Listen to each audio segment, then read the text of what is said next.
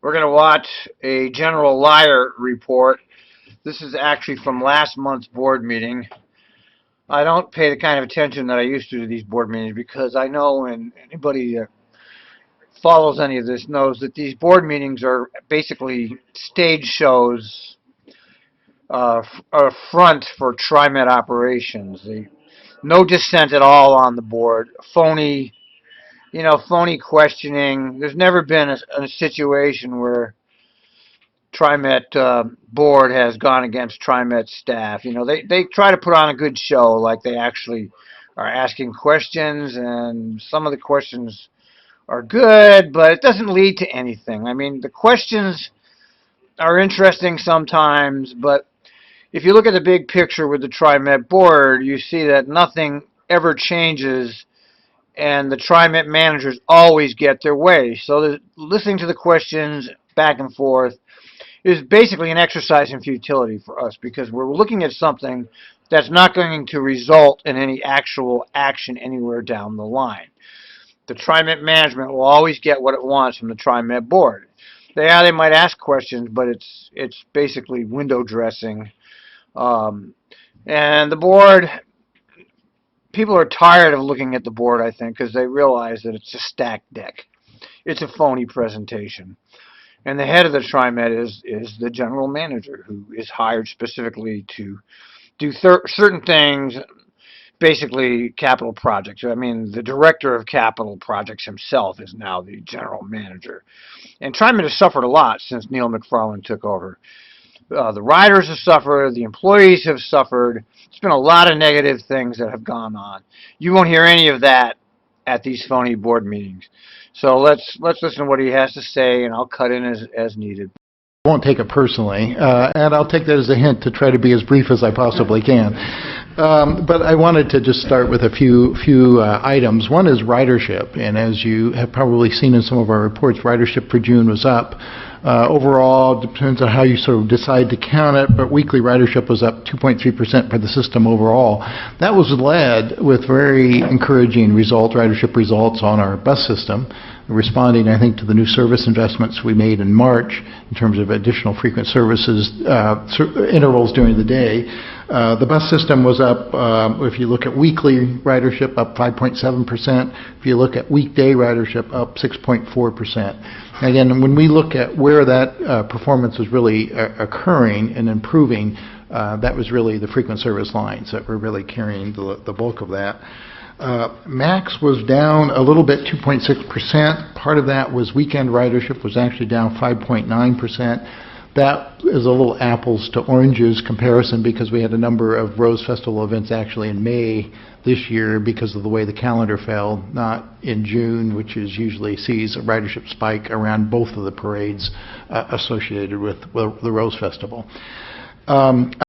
Max ridership has been flat or slightly lower for quite a long time. People don't really want to ride the Max. There's multiple reasons for it. Among them is it's become pretty unreliable lately. This last year, there's been a lot of service disruptions on Max. And then we have the police state mentality there, where they hold up the whole train, check your papers.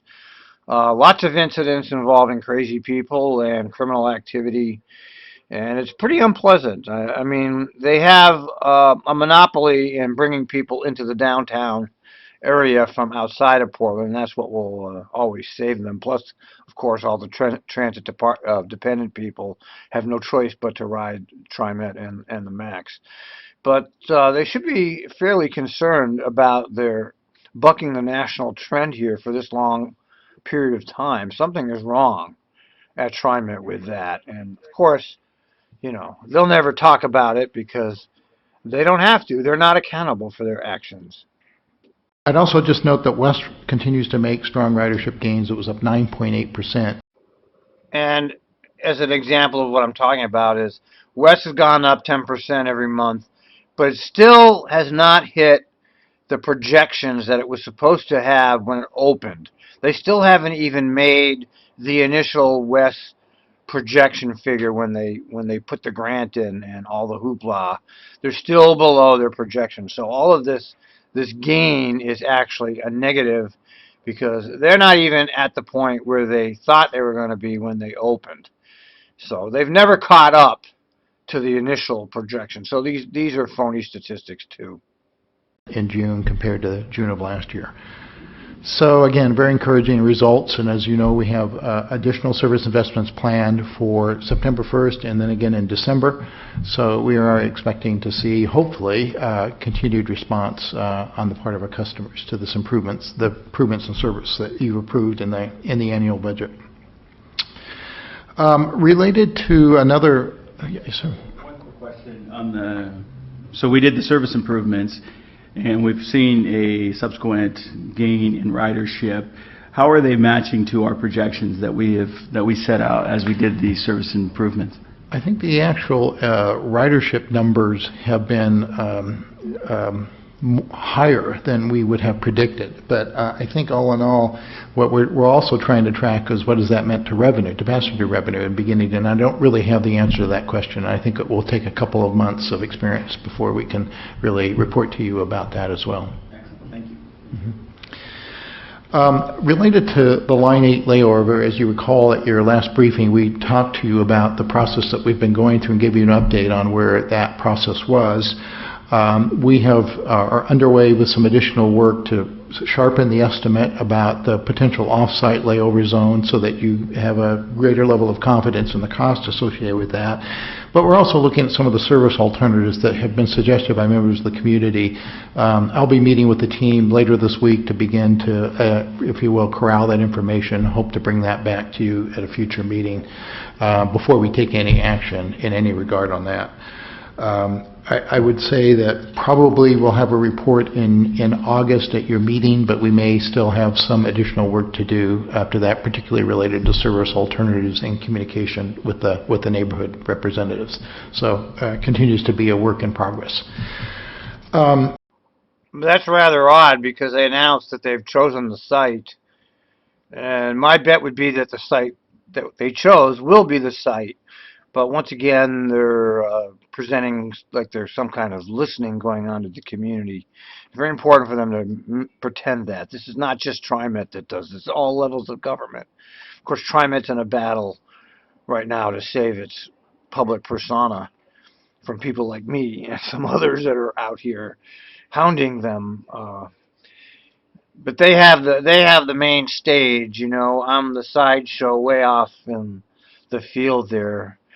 And they're well aware that my influence is negligible, as well as people like John Charles and a lot of other Clackastanis and the Union. You know, they have the stage, and so they're able to present the topic their way with very little resistance. I also wanted to report to you, and there is a memo in your packet and available, is related to the non-represented compensation program. And you might recall that in your budget and during public review, there was a proposal that was approved ultimately in your budget that created a pool of funds, equivalent to about 3% of the non-union salary pool overall. And that was then to be distributed based on the merit program that we have for non-union employees. Managers have now completed the merit program adjustments, and the budget for the increased salaries actually came in a little bit less than the budget that was established for that. It's interesting that they over budgeted for their raises. Of course, you know, this is standard for them. They make sure they have enough for themselves, always. Even when they're cutting fares, cutting union benefits, they always make sure they have enough. They take the secret raises back in 2012. Anyway, these are all supposedly merit raises, but why do they get any merit raise? The performance statistics, the objective criteria of successful performance with Trimet over the last year is horrible. Bus service reliability is low. MAX service reliability is low. Customer satisfaction is low. Ridership has gone down on MAX. It's just only 1 month has gone up on bus. So they don't deserve a merit increase. But of course, we already know that deserve has nothing to do with it when it comes to the managers. Also just emphasize in terms of context that this merit increase is the second merit increase available for non-union employees in 5 years. So it has been a number of years where we have been not regular in terms of taking care of the salary structure. And again, I'm following the direction I've heard from the board, which is we want a competitive salary program. We want one that's market-based, that can retain high-quality employees and actually attract new high-quality employees. There he goes with, he wants a market-based salary structure. There is no market for transit executives. That market is created by transit executives. For them to use market in the sense of their jobs is obscene because there is no market. Okay, this is an artificial market created by transit people like McFarland. And I posted a market salary survey by a reputable organization and showed that Trimet was way over.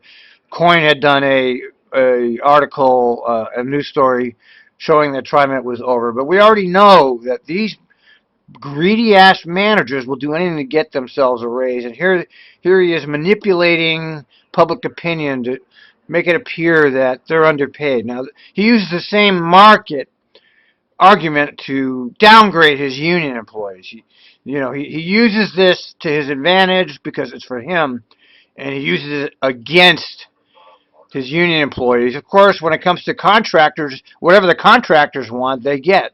So this is complete phony bullshit when he's talking about that. And we know that the end result of this market bullshit that he's slinging is a raise for him and all of his pals. Because none of them deserve anything the way things have been running there. When we have the opportunity to do so. I'd also emphasize that these were merit increases. These are not cost of living increases. So the merit increase was allocated based on the employee's performance, based on that employee's contribution to the agency, based on their overall total compensation. And as you know, some employees have different benefit tiers associated with their compensation, and also salary placement in relation to the market. So all of those factors were taken into account. There he goes again, in relation to the market. What market is he talking about? It's his market. He's making the market. All right? This is a lie. This is McFarland lying again. He's been lying since he's been a general manager. And they're very smoothly delivered lies. He's not fooling people like me. There's no market. So stop trying to make this some kind of I'm not paid enough bullshit. What a fucking liar. As we did this, I said I would also note that we did a number of tests on the results to make sure that the results were not discriminatory in any way, and we had very favorable outcomes related to that. I'd also note that the increase becomes effective July 6th, and employees will see that increase on their July 30th paycheck.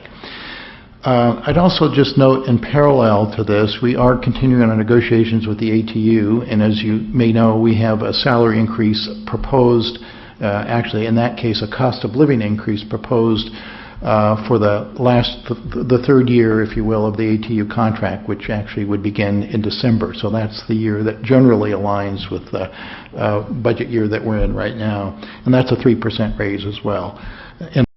Well, that's not going to happen because the contract is not going to be accepted. I mean, the union is not going to give in and give away our health care. They better not, or I'm gone, okay? And a lot of other people are.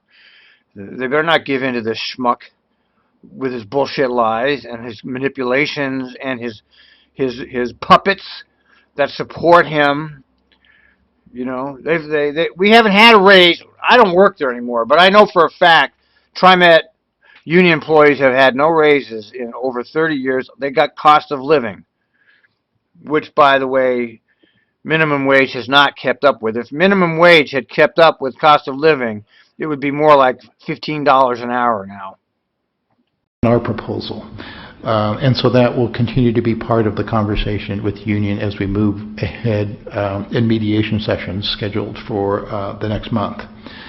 I would also just note that the union increase, as I noted, is a cost of living increase, but while the contract is being negotiated, union workers who are eligible still receive some wage increases, such as step increases or longevity increases. So those increases do continue to take place. So again, material provided in your packet, and I'm happy to answer any questions you might have on that. Board Member Stovall noted my next comment, which is you don't have financials at your beck and call today because of the year-end process of closing and preparing for the audit. So we'll have those available for you in August, at your August meeting for the year-end fiscal 13. And again, as noted, the auditors are working on the audit as we speak, and again, we will be presenting the results of that to you at your September meeting. Usually that's very early in the sequence of presenting public audits, so we always like to be amongst the first to complete that process. I'd also note that you'll have the chance to meet our new CFO, hired Dee Brookshire, who comes from the Sacramento Regional Transit System. Very experienced, taking the place of another very experienced individual, Dave Oxier, who will be leaving us for re-retirement, as we say. And we'll have her, she will be here actually starting work on August 18th. So again, your first meeting that you'll see her will actually be a September board meeting, but we may have the opportunity to introduce her in the meantime. And finally, I just want to let you know that it is summertime, and one reason that we know it's summertime is that we see a lot of new faces around the Trimet offices. And we have a very active internship program going on. I would also remind you that we participate with the summer work program through Work Systems, Inc., and we actually have 30 high school students interning with us in the different departments, such as public affairs and capital projects. Of course, public affairs, aka public relations, and capital projects. There you have it. None of them are working with actual people that are using the system. They're in public affairs and capital projects. And once again, we show you clearly where the priorities of this company are. They are not with direct service. And the fact that they would take all their interns and use them for capital projects and public relations and none for the bus or the train side, it's disgraceful. It's absolutely disgraceful. Oh, by the way, let me make a mention here. Our friend Jeff Ash, who used to be he was a lukewarm advocate for union members. You know, he was kind of he would only go so far with certain, he was an activist, but he wasn't really an activist. Anyway, the point I'm trying to make is that he had a role in all of these students, and he wrote this really flowery article. I personally hate when people that I know become advocates for Trimet management. I think it's the worst thing you can do as a union member is to support the management at all. The management is undoing you. You owe them nothing, and you shouldn't do anything for them. And they have no loyalty to you. They'll bounce you on your ass, and when you're retired, they'll steal your retirement. And here you are doing things to make them look good. For shame, for shame. We have a number of those interns helping us with outreach on the Portland-Milwaukee bus service plan, for example, and recruiting members for the Riders Club, among other tasks.